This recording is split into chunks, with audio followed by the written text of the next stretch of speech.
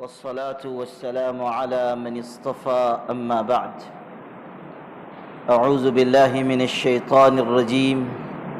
بسم الله الرحمن الرحيم. يا أيها الذين آمنوا توبوا إلى الله توبة نصوحا. صدق الله مولانا العظيم. قابل احترام بھائیوں اور بزرگوں، انسان دنیا میں آتا ہے خالی ہاتھ آتا ہے، اور جب دنیا سے جائے گا تب بھی خالی ہاتھ جائے گا۔ ایک وقت تھا کہ ہم کوئی قابل ذکر چیز نہیں تھے۔ قرآن میں ارشاد ہوا، هل أتى على الإنسان حين من الدهر لم يكن شيئا مذكورا۔ کیا انسان پر ایسا وقت نہیں گزرا کہ وہ کوئی قابل ذکر چیز نہیں تھا؟ آج سے 1000-2000 سال پہلے دنیا کے کس خطے میں ہمارا وجود تھا؟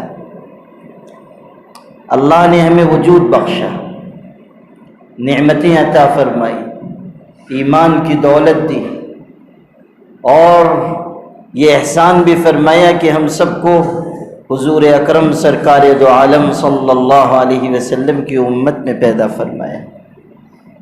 جو کچھ ہمیں ملا ہے وہ خدا کا عطیہ ہے۔ جو نعمتیں ہمارے ہاتھوں میں ہیں وہ ہماری قوت بازو کا نتیجہ نہیں ہے، اللہ تعالیٰ کی دی ہوئی بھیک ہے جس پر ہم گزر بسر کر رہے ہیں۔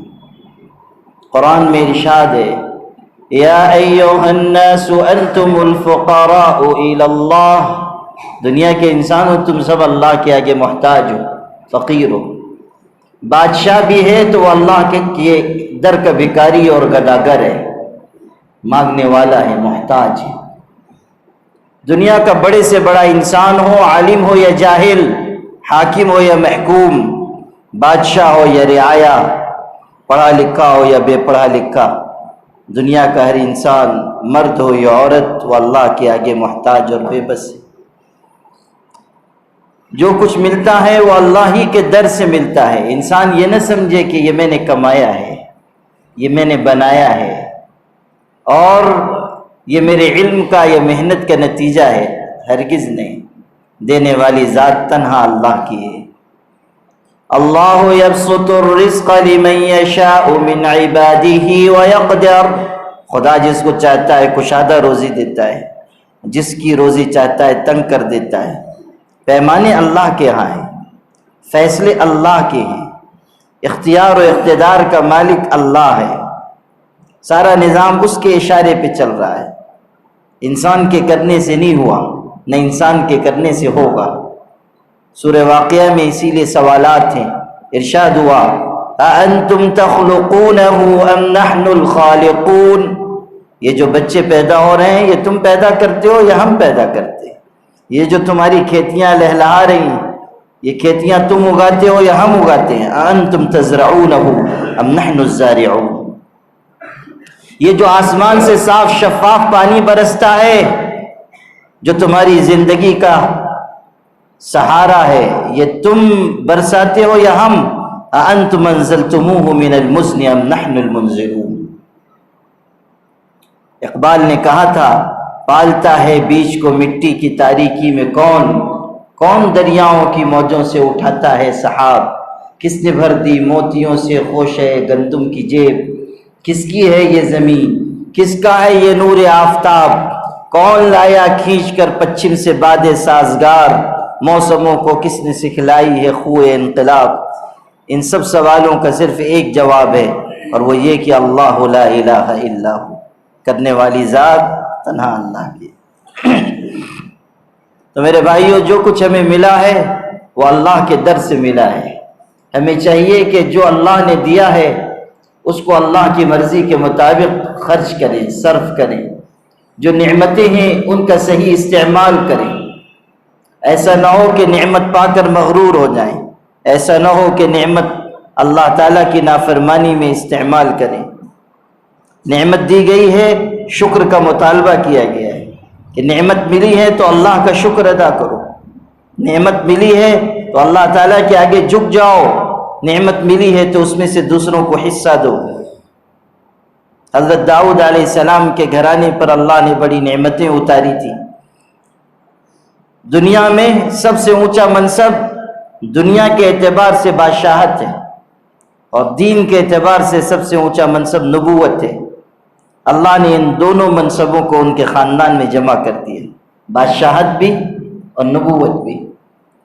اور نعمتیں عطا کرنے کے بعد مطالبہ کیا کہ اعملوا آل داؤد شکرا وقلیل من عبادی الشکور، کہ اے داؤد کے گھر والوں شکر ادا کرو، میرے بندوں میں شکر گزار تھوڑے ہیں۔ اور شکر صرف یہ نہیں ہے کہ انسان زبان سے کہے کہ اللہ تیری تعریف ہے، بلکہ شکر کی حقیقت یہ ہے کہ جو نعمت ملی ہے اس کو اس کے مصرف میں استعمال کرے، اللہ کی مرضی کے مطابق استعمال کرے۔ مکہ مکرمہ میں اولیاء کرام کا اجتماع ہوا، صوفیاء کرام جمع تھے، بڑے بڑے اللہ والے۔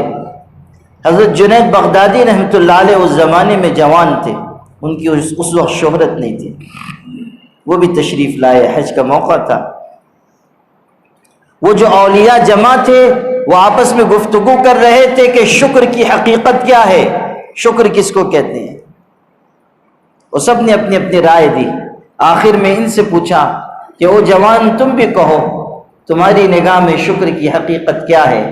تو حضرت جنید بغدادی نے فرمایا اللہ تستعان بنعم اللہ علی معاصی، میری نگاہ میں شکر کی حقیقت یہ ہے کہ جو نعمتیں اللہ نے دی ہیں ان نعمتوں کو اللہ کی نافرمانی میں استعمال نہ کیا جائے۔ تو سارے اولیاء پکار اٹھے کہ سب سے بہترین تعریف اس جوان نے بیان کی، اللہ کی نعمت کو غلط کام میں استعمال نہ کیا جائے، خدا کی نعمت کو گناہ کے کام میں استعمال نہ کیا جائے۔ اگر کوئی انسان اللہ کی دی ہوئی نعمتوں کا غلط استعمال کرتا ہے، قیامت کے دن اللہ کے ہاں اس سے باز پرس ہوگی، اللہ کے ہاں پکڑا جائے گا۔ جو نعمت دی گئی ہے اس نعمت کو انسان اچھے کاموں میں استعمال کرے، ہمیشہ اللہ سے ڈرتا رہے، خدا کا خوف دل میں ہو۔ وَأَمَّا مَنْ خَافَ مَقَامَ رَبِّهِ وَنَهَى النَّفْسَ عَنِ الْهَوَى فَإِنَّ الْجَنَّةَ هِيَ الْمَأْوَى۔ ارشاد ہوا کہ جو پاک پروردگار کے سامنے کھڑے ہونے سے ڈرے گا، یعنی جس کے دل میں آخرت کا خوف ہوگا، جو یہ محسوس کرے گا کہ مجھے مرنا ہے، قبر میں جانا ہے، خدا کی بارگاہ میں حاضر ہونا ہے، ایک دن یہ زندگی ختم ہو جائے گی، یہ مکان چھوڑنا ہوگا، یہ سواریاں ختم ہو جائیں گی، آج قدموں پر چل رہا ہوں، کل دوسرے اپنے کاندھوں پر رکھ کر قبرستان لے کر جائیں گے، اور ساری نعمتیں جو آج میسر ہیں وہ ختم ہو جائیں گی۔ اذا حملت الى القبور جنازة فاعلم بانك بعدها محمول، کہ او انسان جب تم اپنے کندھے پر کسی کو رکھ کر قبرستان پہنچاؤ تو سمجھ لو کہ آج تم اٹھانے والے ہو، کل تم کو اٹھایا جائے گا۔ آج تم کسی کو لے کر آئے ہو، کل دوسرے تم کو لے کر آئیں گے۔ انسان کی آخری منزل 2 گز زمین ہے، مر کر مٹی ہو جانا ہے۔ قبر کے چوکٹے خالی ہیں انہیں مت بھولو، قبر کے چوکٹے خالی ہیں انہیں مت بھولو، جانے کب کون سی تصویر لگا دی جائے۔ آج انسان نعمتوں میں ہے، اچھے مکان میں ہے، اچھی سواری پر ہے، بہترین لباس پہن رہا ہے، اچھی غذائیں کھا رہا ہے، تو وہ بھول جا رہا ہے کہ ایک دن مرنا بھی ہے، خدا کی بارگاہ میں جانا بھی ہے اور حساب دینا ہے۔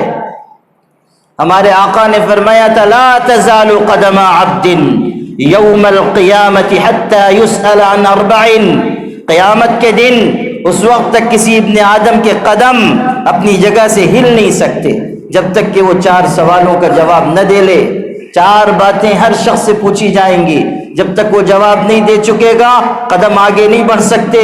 ان عمرہ فیما افنا، پوچھا جائے گا زندگی کہاں گزار کر آئے۔ وعن شبابہ فیما ابلا، جوانی کہاں کاٹی ہے۔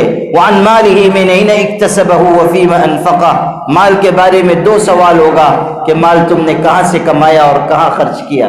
صرف یہ نہیں کہ کہاں سے کمایا، کہاں خرچ کیا یہ بھی پوچھا جائے گا۔ 2 سوال ہوں گے، اگر حلال جگہ سے کمایا حرام جگہ میں خرچ کیا تب بھی اللہ کے ہاں باز پرس ہوگی، اور اگر غلط جگہ سے کمایا تب بھی انسان پکڑا جائے گا۔ اگر کوئی مشتبہ آمدنی حاصل کر رہا ہے، یا کسی کو دھوکہ دے کر مال کما رہا ہے، یا رشوت کا لین دین کر رہا ہے، یا سودی لین دین میں مبتلا ہے، کاروبار کو چمکانا چاہتا ہے سود کے راستے سے، اور پھر وہ یہ سمجھتا ہے کہ میں تو صدقہ خیرات بھی کرتا ہوں، میں تو حج بھی کرتا ہوں، میں تو زکوٰۃ بھی دے رہا ہوں، اور میں تو عمرہ کے لیے بھی جا رہا ہوں، تو یہ اس کی غلط فہمی ہے۔ مال حرام سے کوئی عبادت اللہ قبول نہیں فرمائے گا۔ حدیث پاک میں ہے کہ ایک انسان حج کے لیے چلتا ہے اور مال اس کا حرام ہے، اور وہ احرام باندھتا ہے اور کہتا ہے لبیک اللہم لبیک، خدا میں حاضر ہوں، خدا میں حاضر ہوں، تو اللہ کا منادی، اس کا فرشتہ پکارتا ہے اور جواب دیتا ہے لا لبیک ولا سعدیک وحجک مردود علیک، تیری لبیک قبول نہیں اور تیرے لیے کوئی خوشبختی نہیں، تیرا حج تیرے منہ پر مار دیا جائے گا، حجک مردود علیک۔ حرام مال حاصل کرنے والے کی دعا اللہ قبول نہیں فرماتا۔ موسیٰ علیہ السلام کتنے بڑے پیغمبر تھے، راستے سے گزر رہے تھے، دیکھا کہ ایک شخص رو رہا ہے اور دعا میں بہت عاجزی کر رہا ہے، ان کو دیکھ کر ترس آیا، وہ گزر گئے۔ کسی کام سے جا رہے تھے، کئی گھنٹے کے بعد واپس ہوئے تو دیکھا اب بھی وہ رو رہا ہے اور آنکھوں سے آنسو گر رہے ہیں۔ ان کو بڑا رحم آیا، دل میں رقت آ گئی، اس کی طرف کشش ہوئی اور اللہ سے، اللہ کے حضور میں سفارش پیش کی کہ اللہ یہ بندہ بہت دیر سے رو رہا ہے، اس کی کوئی بہت بڑی ضرورت ہوگی یا اس پر کوئی بہت بڑی آفت آئی ہوگی، تب تو اتنی دیر سے یہ آنسو بہا رہا ہے۔ اللہ میں تیری بارگاہ میں سفارش کرتا ہوں، اس کی جو مصیبت ہے دور کر دے، اس کی جو حاجت ہے پوری کر دے۔ موسیٰ علیہ السلام کتنے بڑے پیغمبر ہیں، وہ اللہ کی بارگاہ میں سفارش کر رہے۔ موسیٰ جو کلیم اللہ ہے، یا موسیٰ انی اصطفیتک علی الناس برسالاتی وبکلامی، موسیٰ علیہ السلام کو تو اللہ نے چنا تھا، اپنی گفتگو کا شرف عطا فرمایا تھا اور رسالت و نبوت کا تاج ان کو پہنایا تھا۔ موسیٰ علیہ السلام نے سفارش کی، لیکن سفارش رد کر دی گئی، اور اللہ تعالیٰ کی طرف سے جواب آیا کہ موسیٰ تمہاری سفارش نامنظور، اور یہ آدمی اگر روتے روتے خون کے آنسو بہائے اور گڑ گڑاتے گڑ گڑاتے یہ بال سے زیادہ باریک ہو جائے تب بھی ہم اس کی دعا قبول نہیں کریں گے، اس لیے کہ یہ حرام مال کھاتا ہے، اس کی دعا مقبول نہیں۔ خود حضور صلی اللہ علیہ وسلم نے فرمایا کہ انسان سفر میں ہوتا ہے اور چہرہ گرد و غبار میں اٹا ہوا ہے، پریشان حال ہے، ہاتھ پھیلاتا ہے، آسمان کی طرف ہاتھ پھیلاتا ہے، یہ سب دعا کی قبولیت کے اسباب ہیں جو حضور نے بیان فرمایا۔ سفر بھی، پریشان حالت بھی، ہاتھ اٹھانا، عاجزی کرنا، رب رب کہہ کر اللہ کو پکارنا، اس کے بعد وہ کہتا ہے یا رب، اپنی حاجت بیان کر رہا ہے۔ اللہ تعالیٰ ارشاد فرماتا ہے انا یستجاب لہ مطعمہ حرام ملبسہ حرام، کیسے دعا قبول ہوگی؟ اس کا کھانا حرام کا ہے، اس کا لباس حرام کا ہے، کھانا پینا سب حرام، دعا رد کر دی جائے گی۔ ارشاد ہوا دعا مقبول نہیں ہوگی۔ اب دیکھیے آج مسلمانوں میں مال کے کمانے کے سلسلے میں بے احتیاطی آ رہی ہے، معاملات کو صاف نہیں رکھتے، سود کی آمیزش ہو جا رہی ہے، قرض لے رہے ہیں تو جلدی ادا کرنے کی فکر نہیں کرتے ہیں، رشوت لے رہے ہیں، وہ سرکاری ملازم ہیں 25,000 روپے تنخواہ، اور پوچھئے کہ بھئی آپ کی 25,000 تنخواہ ہے اور آپ تو 50 لاکھ کی گاڑی میں گھوم رہے ہیں، یہ گاڑی کہاں سے چلی آئی؟ تو بڑی معصومیت سے کہتے ہیں کہ اوپر کی آمدنی ہے۔ اوپر کی آمدنی کیا رات کو حضرت جبریل دے کے جاتے ہیں؟ بھئی صاف کہیے کہ رشوت کھاتے ہیں، صاف کہیے کہ رشوت کھاتے ہیں۔ ہمارے والد صاحب رحمۃ اللہ علیہ کہتے تھے وہ آدمی عالیشان مکان بنواتا ہے اور حرام مال سے بنگلے بنا رہا ہے، اور پھر اس کی پیشانی پہ لکھوا دیتا ہے ھذا من فضل ربی، کہ یہ میرے پروردگار کے فضل و کرم کا نتیجہ ہے۔ اس کو دیکھ کے سب سے زیادہ غصہ ابلیس کو آتا ہے کہ کمبخت، ساری تدبیریں تو میں نے بتائی تھی، سارے نسخے تو میں نے سکھائے تھے، ساری راہیں تو میں نے بتائی تھی، اور جب مکان بن گیا تو تم نے لکھ دیا ھذا من فضل ربی۔ اب دیکھیے کہ کس طرح انسان مال کمانے کے سلسلے میں بے احتیاط ہو رہا ہے اور یہ نہیں سمجھتا کہ اللہ کی بارگاہ میں اس کو پکڑا جائے گا اور اس کو جواب دہی کرنی ہوگی۔ حضور فرما رہے ہیں 4 سوالوں کا جواب جب تک نہیں دے چکے گا قدم ہلیں گے نہیں۔ پوچھا جائے گا زندگی کہاں گزار کر آئے، جوانی کہاں کاٹ کر آئے، مال کہاں سے کمایا، کہاں خرچ کیا، اور چوتھا سوال ہوگا علم کے بارے میں کہ علم پر کتنا عمل کیا۔ اگر کوئی شخص علم والا ہے اور پھر وہ گناہ کر رہا ہے، اگر کوئی علم والا ہے اور پھر وہ غلط راستے پر جا رہا ہے، اگر علم والا ہے اور پھر نگاہ کی خیانت کر رہا ہے، علم والا ہے اور پھر حرص و ہوس کے راستے پر چل رہا ہے، علم والا ہے اور اس کے بعد وہ امیروں کے پیچھے پیچھے لگا ہوا ہے تاکہ اس کی دنیا بن جائے، علم والا ہے اور اس کے باوجود دوسرے لوگوں کو منکرات کرتا ہوا دیکھ کر ٹوکتا نہیں ہے، علم والا ہے اور اس کے بعد لوگوں کے غلط اعمال کی توجیہ و تعویل پیش کرتا رہتا ہے، تو ایسا شخص قیامت کے دن پکڑا جائے گا اور ایسے عالم کی سخت سزا ہوگی۔ عالم دین کو اللہ تعالیٰ کی ذات پر متوکل ہونا چاہیے، خدا تعالیٰ پر بھروسہ اس کو، دنیا کے انسانوں پہ نگاہ نہ ہو، دنیا کے انسانوں کی طرف وہ امید بھری نگاہیں نہ ڈالے کہ ان سے ہم کو کچھ ملے گا، یہ ہم کو نوازیں گے۔ دنیا کے انسان کیا دیں گے؟ خزانوں کا مالک تو اللہ ہے، جو لینا ہے اللہ کی بارگاہ سے لینا چاہیے۔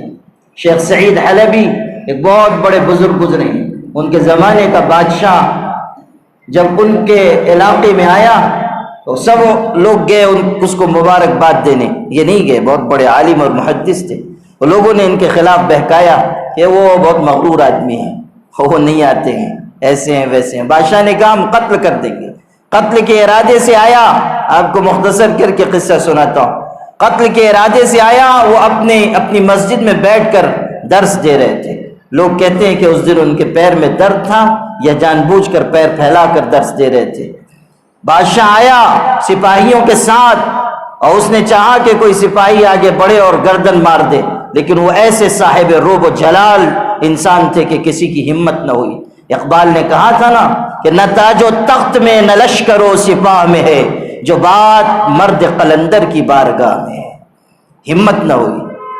وہ بادشاہ کے آنے سے ان پہ اثر بھی نہ ہوا، انہوں نے اپنا درس شروع رکھا اور دنیا کی بے حقیقتی پر گفتگو کر رہے تھے کہ دنیا جس پر تم فریفتہ ہو اس کی کوئی اہمیت اور حیثیت نہیں ہے، یہ دنیا مٹ جانے والی، برباد ہونے اور فنا ہو جانے والی ہے، اور اس دنیا کی اللہ کی نگاہ میں اتنی بھی حقیقت نہیں ہے جتنا مچھر کا پر ہوتا ہے۔ لو كانت الدنيا تعدل عند الله جناح بعوضة ما سقى منها كافرا شربة ماء۔ ارشاد ہوا کہ اگر یہ دنیا اور اس کے سارے اسباب و وسائل خدا کی نگاہ میں مچھر کے پر کے برابر بھی ہوتے تو اللہ کسی کافر کو 2 گھونٹ پانی بھی نہ پلاتا۔ اللہ کی نگاہ میں دنیا ملعون ہے، الدنیا ملعون وملعونۃ وملعون ما فيها۔ ساری چیزیں جو دنیا میں ہیں وہ لعنت زدہ ہیں سوائے اللہ کے ذکر کی اور اللہ کی یاد سے جڑی ہوئی چیزوں کے۔ وہ کہہ رہے ہیں کہ وہ انسان مال مل گیا، اقتدار مل گیا تو تو نشے میں آ گیا۔ یا ایھا الانسان ما غرک بربک الکریم الذی خلقک فسواک فعدلک فی ای صورت ما شاء رکبک۔ ارشاد ہو رہا ہے کہ وہ انسان تجھے اپنے کریم پروردگار سے کس چیز نے دھوکے میں ڈال دیا؟ مال اسباب میں لگ کر تم اپنے اللہ کو بھول رہے ہو، اپنی آخرت کو بھول رہے ہو۔ ان هؤلاء يحبون العاجلة ويذرون وراءهم يوما ثقيلا۔ سورہ دہر میں ارشاد ہو رہا ہے یہ دنیا کے انسان نقد دنیا سے محبت کرنے لگے اور اپنے پیچھے ایک بہت بڑے دن کو چھوڑ رہے ہیں، آخرت کو فراموش کر رہے ہیں، قیامت کا دن بھول جا رہے ہیں۔ تو وہ اپنا حلقہ درس جاری رکھے ہوئے اور بادشاہ سن رہا ہے، ایسے پر اثر کلمات تھے کہ متاثر ہو گیا، واپس گیا، اپنے محل گیا، اپنے خاص خادم کو بلایا، 1000 اشرفیوں کی تھیلی دی اور کہا لے جاؤ حضرت کی خدمت میں پیش کرنا، سلام عرض کرنا، نذرانہ دینا۔ وہ لے کر آیا، اس نے بادشاہ کا سلام کہا اور نذرانہ پیش کیا۔ حضرت نے فرمایا سلم علی سیدک وقل له ان من یمد رجلیہ فلا یمد یدیہ۔ جاؤ اپنے آقا سے ہمارا بھی سلام کہنا اور کہہ دینا کہ جو شخص پیر پھیلاتا ہے وہ کبھی ہاتھ نہیں پھیلایا کرتا۔ کیسی بے نیازی تھی اور کیسی عالمانہ شان تھی۔ تو قیامت کے دن پوچھا جائے گا علم کے بارے میں کہ اپنے علم پر کتنا عمل کیا۔ میرے بھائیو، یہ دنیا کی زندگی مٹ جانے والی ہے اور ہم سب کو خدا کی بارگاہ میں حاضر ہونا ہے۔ ہر انسان غور کرے کہ جب وہ اللہ کی بارگاہ میں جائے گا اور اس سے پوچھا جائے گا، سوال ہوگا، تو وہ کیا جواب دے گا؟ خدا کی بارگاہ میں کیسے حساب دے گا؟ نبی پاک صلی اللہ علیہ وسلم کے صحابی حضرت عثمان ابن مظعون کا انتقال ہوا۔ حضور کو بڑے محبوب تھے، آپ ان کے جنازے میں آئے، کفن آپ نے الٹ دیا، ان کی جھک کر ان کی پیشانی کو چوما، آپ کی آنکھوں میں آنسو تھے۔ ایک خاتون تھی، انہوں نے جب یہ نظارہ دیکھا تو بہت متاثر ہوئی اور ان کی زبان سے نکلا کہ عثمان خوشخبری ہو، خدا تعالیٰ کے ہاں تم بخشے جاؤ گے، تم کو جنت ملے گی۔ یہ اس خاتون نے کہا حضور کا عمل دیکھ کر۔ حضور صلی اللہ علیہ وسلم نے یہ سن لیا تو آپ نے اس خاتون کو ٹوکا، فرمایا تو کیسے کہہ رہی ہے کہ عثمان جنتی ہے؟ ما ادری ما یفعل بی ولا بکم وانا رسول اللہ، میں نہیں جانتا کہ قیامت کے دن میرے اور تمہارے ساتھ کیا سلوک ہوگا، حالانکہ میں خدا کا پیغمبر ہوں۔ آپ نے آخرت کی فکر دلائی کہ انسان غور کرے کہ قیامت کے دن اس کے ساتھ کیا سلوک کیا جائے گا۔ ہر انسان اپنی آخرت کے سلسلے میں فکر مند ہو، عالم ہو یا جاہل، امیر ہو یا فقیر، سب کو چاہیے کہ وہ اپنی آخرت کی فکر کریں، اس لیے کہ یہ دنیا یہی رہ جائے گی، انسان سب کچھ چھوڑ کر خدا کی بارگاہ میں جائے گا۔ اور قبر کی زندگی انسان کو بتانی ہے۔ جو ماں کی گود میں سویا ہے اسے قبر کے آغوش میں بھی سونا ہے۔ آغوش لحد میں جب کہ سونا ہوگا، جس خاک نہ تکیا نہ بچھونا ہوگا، قبر کی تنہائی میں کون ہوئے گا انیس، ہم ہوں گے اور قبر کا کونا ہوگا۔ آج دنیا میں دسیوں لوگ ہمیں پوچھنے والے ہیں، بیمار ہو جائیں تو تیمارداری کرنے والے ہیں، لیکن قبر میں جانے کے بعد کون دیکھنے والا ہے، کون پوچھنے والا ہے، کون عذاب سے بچانے والا ہے، کون ہم پر ترس کھانے والا ہے؟ غور کرو اس وقت کو جب تنے تنہا منو مٹی کے نیچے پڑے ہوئے ہوں گے، اس دن سوائے خدا کی رحمت کے کوئی سہارا نہیں ہوگا۔ اللہ کے بندو، اس وقت کی تیاری کرو جبکہ انسان اپنی آخری منزل پر پہنچ جائے گا، اور جب سارے سہارے ٹوٹ جائیں گے سوائے خدا کے سہارے کے، انسان کو قبر میں لٹا دیا گیا، اب وہ اس کے اعمال کے سپرد ہو گیا۔ میرے بھائیو، حضور صلی اللہ علیہ وسلم نے ہم سب کو آخرت کی فکر دلائی ہے، ہمیں بتایا ہے کہ دنیا کو اصل نہ سمجھ لینا، اپنی آخرت کی طرف بھی نگاہ رکھنا، اور اپنی آخرت کے لیے توشہ دنیا سے آگے بھیجتے رہنا، اپنے قبر کے اجالے کا سامان کرتے رہنا، جو نعمت ملی ہے خدا کی راہ میں خرچ کرنا، جو وقت ملا ہے اس کو اچھے کاموں میں صرف کرنا۔ 10 منٹ کا بھی وقت مل جائے تو اللہ کا پاک کلام پڑھ لو، یا چند رکعت نماز پڑھ لو، یا خدا کی بارگاہ میں ہاتھ پھیلا دو۔ اپنے گھر والوں کے دیندار بنانے کی فکر کر لو، کہیں ایسا نہ ہو کہ خود دیندار ہو مگر گھر والے بے دینی کی راہ پر چلیں اور قیامت کے دن تم پکڑے جاؤ، قیامت کے دن تمہارے لیے وبال ہو جائے۔ میرے بھائیوں، ایک ایک شخص کو اپنی آخرت کے سلسلے میں فکر مند ہونا چاہیے۔ یہ دنیا فانی ہے، دنیا کے اسباب بھی فانی ہیں، دنیا میں مسافرانہ رہو، آج ہو کل نہیں رہو گے، اس لیے دنیا میں اپنے آپ کو مسافر سمجھو۔ نبی کریم صلی اللہ علیہ وسلم کی خدمت میں ایک انصاریہ صحابی آئی تھی، انہوں نے کہا اللہ کے رسول آپ بوریے پر سوتے ہیں، میں آپ کے لیے نرم گدا سی کر لائی ہوں، بستر بنا کر لائی ہوں، آپ اس کو ہدیے میں قبول کر لیجئے۔ آپ صلی اللہ علیہ وسلم نے قبول نہیں فرمایا۔ اس خاتون سے کہا مالی وللدنیا انما انا کراکب استظل تحت شجرۃ ثم راح وترکها، مجھے دنیا سے کیا مطلب، میں تو دنیا میں اس مسافر کی طرح ہوں جو کسی درخت کے نیچے سستانے کے لیے رکتا ہے اور پھر آگے بڑھ جاتا ہے۔ حضور چاہتے تو سونے چاندی کے مکان میں رہتے، حضور چاہتے تو عالیشان بستروں پر استراحت فرماتے، لیکن آپ کے گھر کی حالت یہ تھی کہ حضرت عائشہ کہتی ہیں ما شبع آل محمد من خبز الشعیر یومین متواصلین حتی قبض، کہ حضور کی وفات تک کبھی حضرت کے گھر والوں نے 2 روز لگاتار جو کی روٹی بھی پیٹ بھر کر نہیں کھائی ہے۔ حضرت عائشہ سے ان کے بھانجے عروہ ابن زبیر نے پوچھا تھا خالہ جان آپ حضرت کے گھر میں تھیں، حضور کے ساتھ تھیں، کیسے گزر بسر ہوتی تھی؟ انہوں نے کہا بیٹے 2-2 3-3 مہینے گزر جاتے تھے، ہمارے گھر میں چولہا نہیں جلتا تھا، وہ حیران ہوئے. انہوں نے کہا خالہ جان جب گھر میں کچھ بنتا نہیں تھا تو آپ اور حضور کیا کھا کر گزر بسر کرتے تھے؟ تو حضرت عائشہ نے کہا الاسودان التمر والماء، 2 کالی چیزیں تھیں، کھجور اور پانی، ان پر گزر بسر ہوتی تھی. اب علماء لکھتے ہیں کہ حضرت عائشہ نے یہ جو 2 چیزیں کہیں کہ ایک پانی ایک کھجور، 2 کالی چیزیں، حالانکہ یہ کہنا تھا ایک کالی اور ایک سفید چیز. کھجور کالی ہوتی ہے، پانی تو سفید ہوتا ہے، تو یہ کہتی کہ ایک کالی ایک سفید چیز پر گزر بسر تھی، لیکن فرمایا 2 کالی چیزوں پر گزر بسر ہوتی تھی. اس میں در حقیقت انہوں نے اس وقت کی حالت بتائی کہ بھوکا رہ کر ایسی کمزوری ہو جاتی تھی کہ آنکھوں کے سامنے اندھیرا چھانے لگ جاتا تھا، چکر آنے لگ جاتا تھا، تو پانی جو سفید ہے وہ مجھ کو اور حضور کو کالا نظر آتا تھا. ایسی کمزوری ہوتی تھی، نقاہت ہوتی تھی کہ پانی بھی کالا نظر آتا تھا. غور کیجئے کہ ہمارے آقا نے کیسی زندگی گزاری. حضرت عمر ابن خطاب رضی اللہ تعالیٰ عنہ کتنے مضبوط دل کے انسان تھے. حضور کی خدمت میں ایک دن حاضر ہوئے. آپ بالا خانے پر تھے، استراحت فرما رہے تھے، لیٹے ہوئے تھے، کرتا اترا ہوا تھا. اتنے میں حضرت عمر آئے.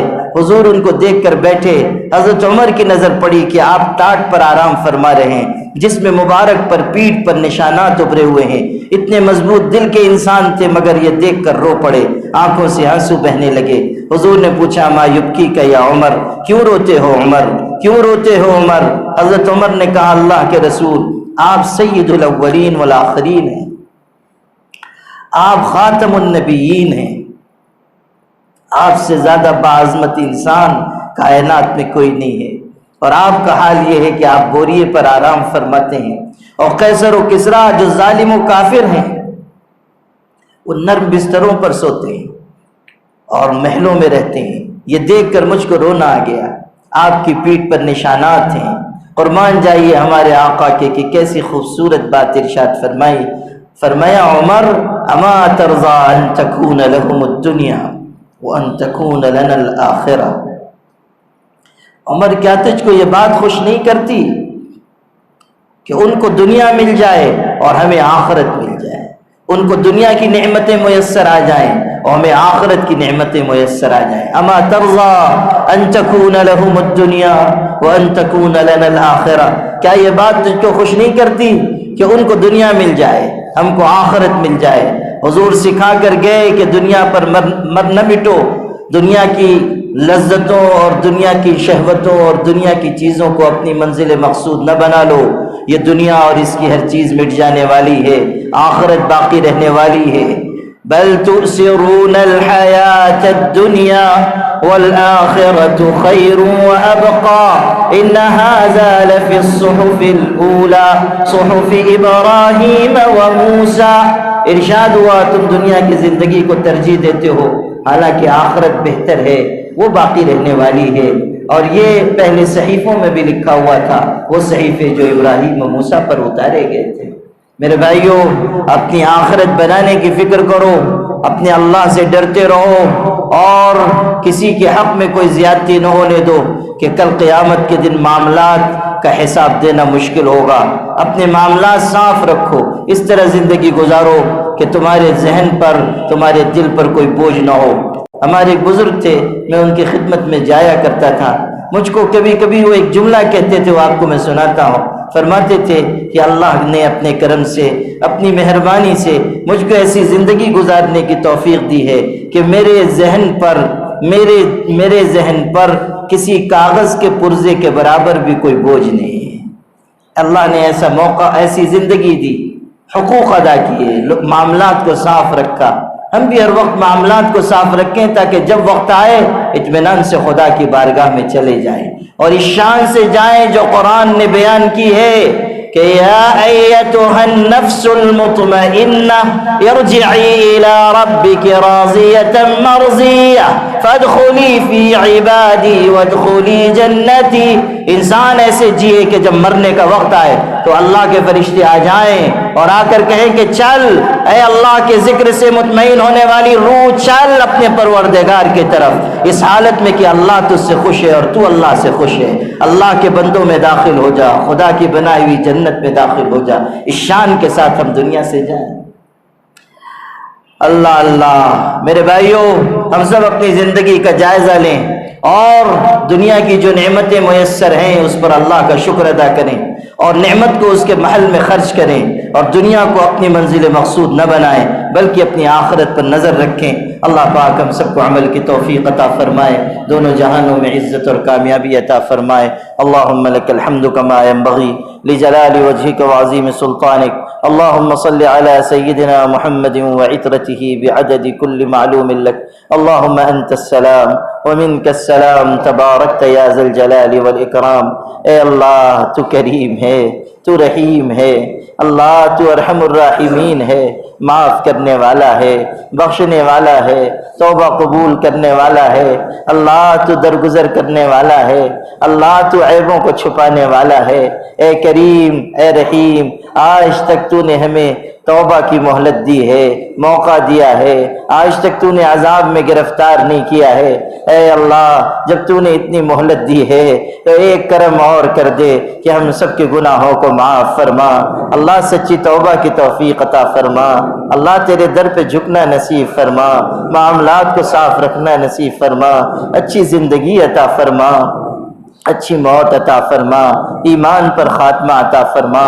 اللہ اس شخص سے بڑا محروم کون ہوگا جسے کائنات مسلمان سمجھے اور دنیا کے سرکاری دفتروں میں اس کا نام مسلمانوں کے خانے میں لکھا جائے، مگر جب مرنے کا وقت آئے تو اس کا نام کافروں کی فہرست میں درج کر دے اور ایمان سے محروم کر کے کفر پر اس کو موت عطا کرے۔ اللہ اس سے بڑھ کر محروم اور کوئی نہیں ہو سکتا۔ ایسی محرومی سے ہم سب کی حفاظت فرما، ہم سب کی حفاظت فرما۔ تو نے ایمان دیا ہے تو ایمان پر جینا اور مرنا نصیب فرما۔ اللہ تجھ سے بڑھ کر پیارا مالک اور کون ہوگا؟ آج تک تو نے ہمارے عیبوں کو چھپایا ہے، دنیا والوں کو عیب معلوم ہو جاتا ہے، بتاتے پھرتے ہیں، تجھ کو ہمارے سارے عیب معلوم ہیں، مگر تو نے ستاری کی چادر ڈال رکھی ہے۔ اللہ تیری عزت کی قسم، یہ تیری ستاری کی چادر ہی ہے جس کی وجہ سے لوگ ہمیں اچھا سمجھتے ہیں، لوگ نیک خیال کرتے ہیں، دعا کی گزارش کرتے ہیں۔ اگر تو اپنی ستاری کی چادر ہمارے گناہوں پر سے ہٹا لے اور ہمارے گناہ ظاہر ہو جائیں تو اللہ کوئی ہم پر تھوکنا بھی پسند نہیں کرے گا، کوئی قریب کھڑا ہونا بھی گوارا نہیں کرے گا۔ اللہ جب تو نے ہمارے عیب آج تک چھپائے ہیں تو اللہ آخرت میں بھی چھپا لے، آخرت میں بھی چھپا لے۔ ہم سب کو جنت میں داخلہ عنایت فرما، داخلہ عنایت فرما۔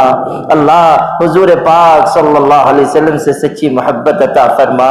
اللہ انہوں نے کتنی قربانیاں دی ہیں، کتنی مشقت جھیلی ہے، ہماری خاطر پتھر کھائے ہیں۔ اللہ راستے پر نکلتے تھے، لوگ کانٹے بچھا دیتے تھے، ان پر کچرا پھینکا جاتا تھا۔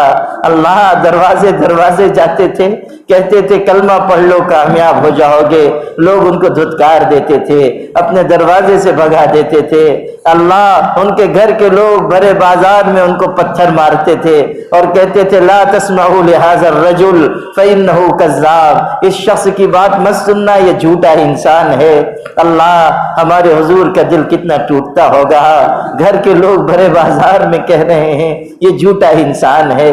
اللہ ان کو مجبور کر کے مکے سے نکال دیا گیا۔ اللہ طائف گئے تھے دین کی تبلیغ کے لیے، وہاں بھی مارا گیا، اوباشوں کو پیچھے لگا دیا گیا، سر کا خون قدموں تک پہنچا تھا۔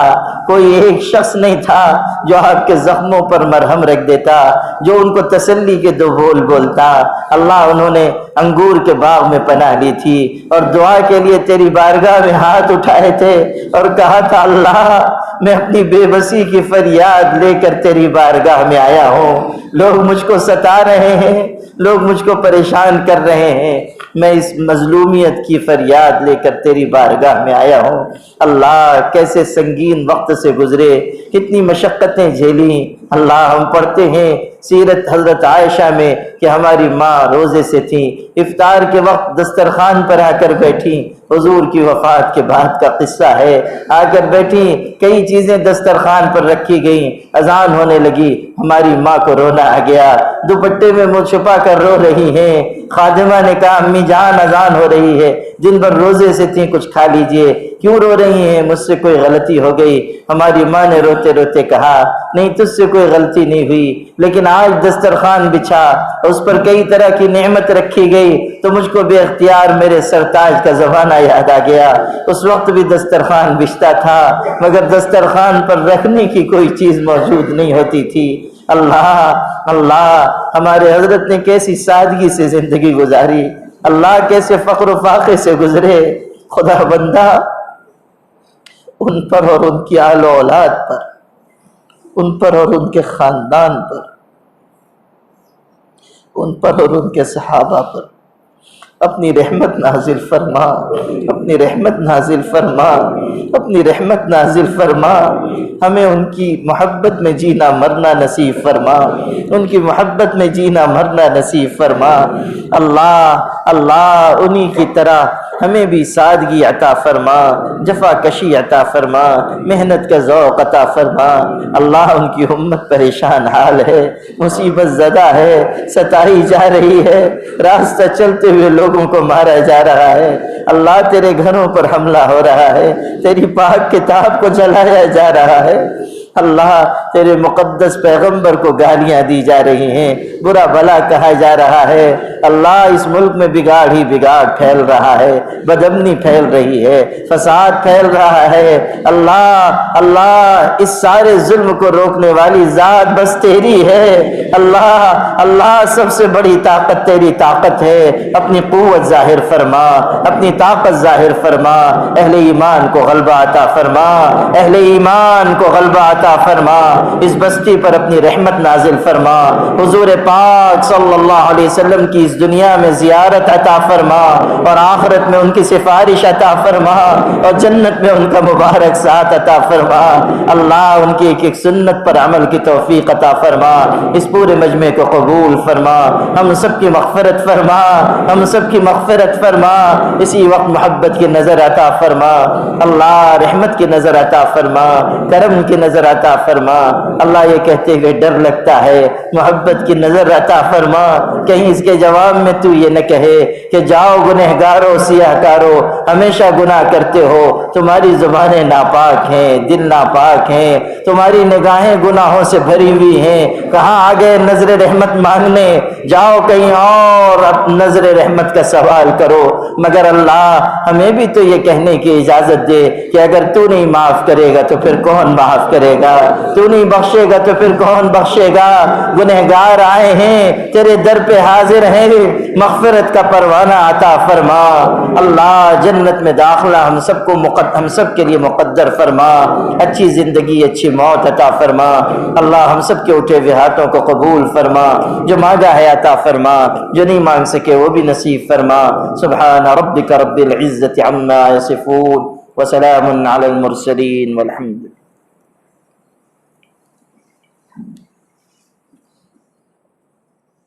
حضرت کا بیان انشاءاللہ